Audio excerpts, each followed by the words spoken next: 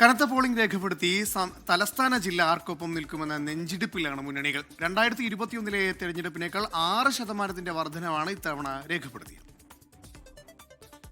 കനത്ത പോളിംഗാണ് തിരുവനന്തപുരം ജില്ലയിൽ രേഖപ്പെടുത്തിയത്. നിലവിലെ കണക്കനുസരിച്ച് 76.98%. 2021 71.79 ആയിരുന്നു. ഏകദേശം 6% വർധനവാണ് ഇത്തവണ. അന്തിമ കണക്ക് വരുമ്പോൾ കൂടുമെന്നാണ് വിലയിരുത്തൽ. ഏറ്റവും മുന്നിൽ കാട്ടാക്കട മണ്ഡലമാണ് 80.72%. തൊട്ടുപിന്നിൽ നേമം 80.62%.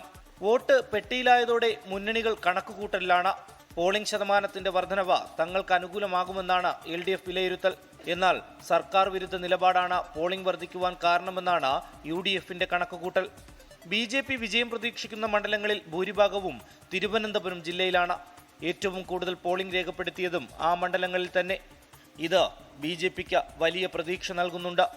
24 തിരുവനന്തപുരം.